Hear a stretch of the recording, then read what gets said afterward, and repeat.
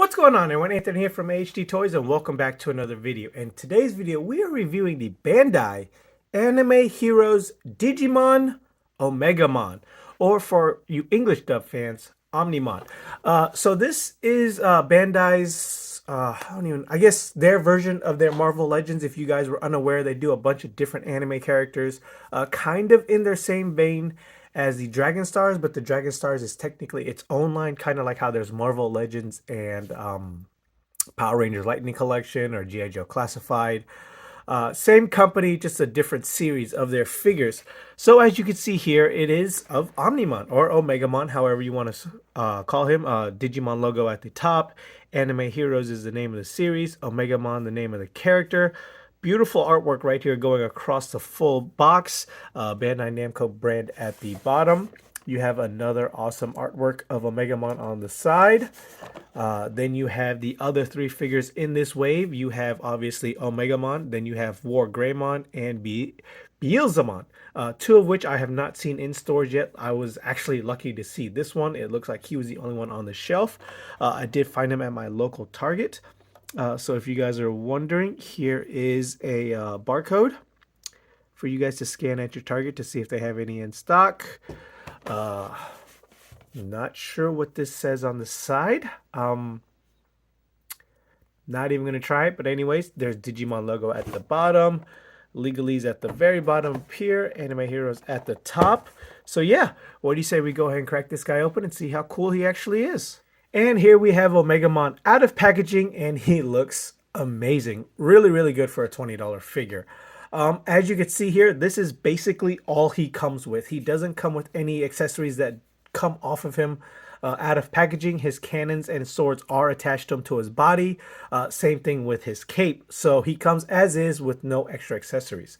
But other than that, does he really need anything? No, maybe a couple of small little figures of Ty and Matt, but that's just kind of nitpicking. Overall, it's a really good figure. Details on him, let me see if I can zoom in right here real quick. Details on his head sculpt are actually really nice. There's not much sculpting going on, but you guys know how Bandai is. They're in it for like the bare minimum. But overall, it looks great. The paint applications on mine for the few spots that there are paint are done very nicely.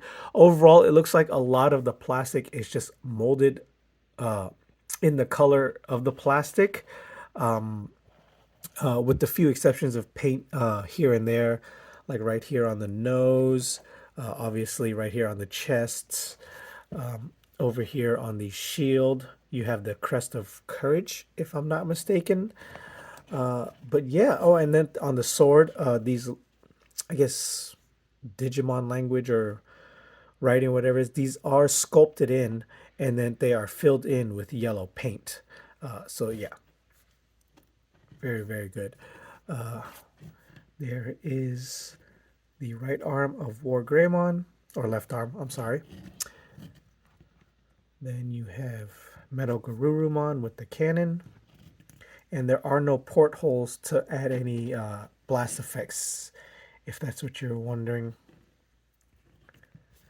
And then the cape is a hard plastic, not very pliable at all. But overall, not too bad as a standstill figure. So, yeah. Very, very unique body mold. Obviously, you have this very, very narrow torso area that's just connected to a peg right here at the bottom of the, I guess, feet or top of the feet area, lower half of the body. Nice sculpting right here.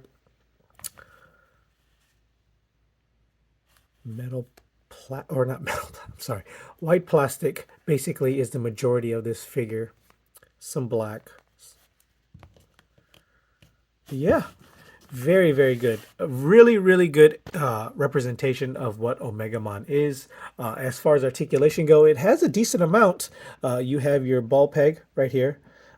Would do a full 360, but the collar does stop the head from making a good full rotation, so it can look that far, can look up an okay amount, can look down a good amount. I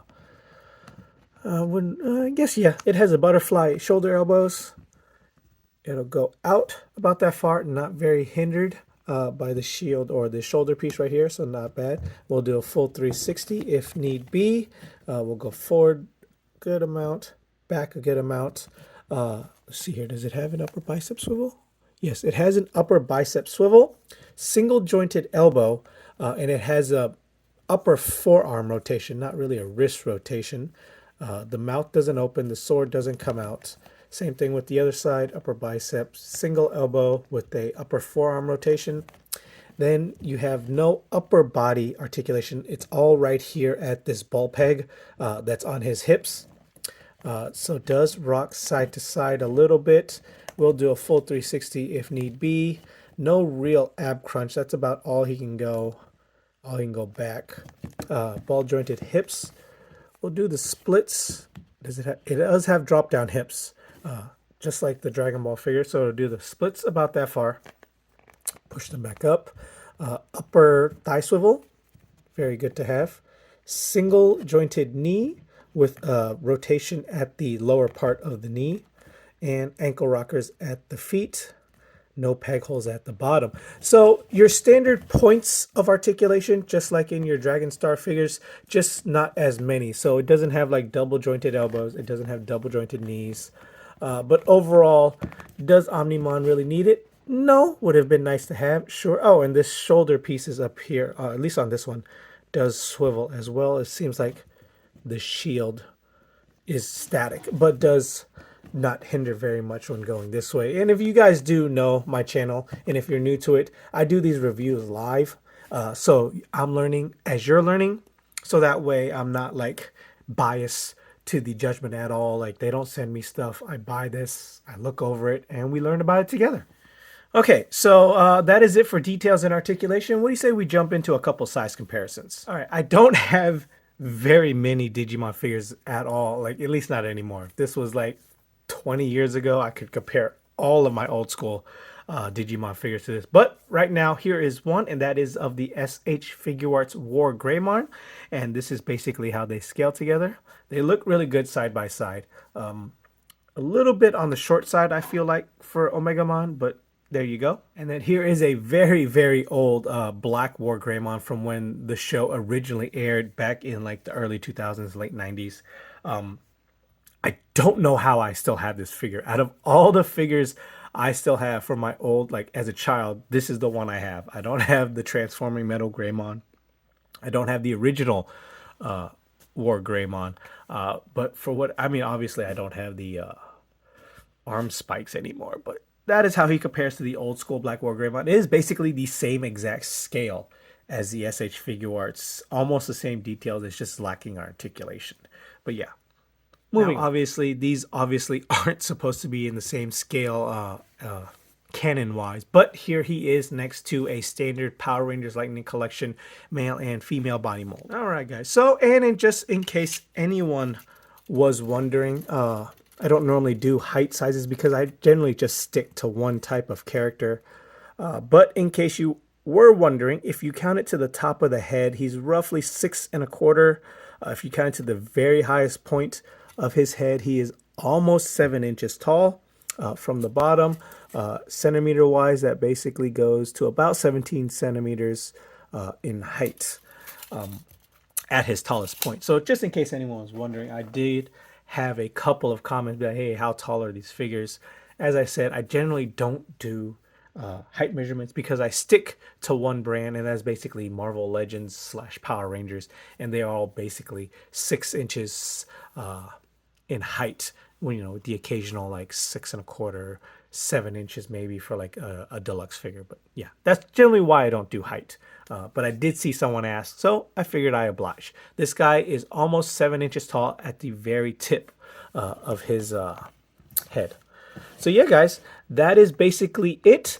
As I said, I found this at my local Target. He is up for pre-order on Amazon. I will leave links down below on where you can get this, WarGreymon and Beelzemon, if that's what you want. But if not, go back to the beginning of the video, use that barcode, ask your local Target employee very nicely to see if they have any in stock if you can't find it on the shelves. I did find this in the collector's section, not on the regular toy aisle. So, as always, thanks for watching, guys, and I'll catch you in the next one.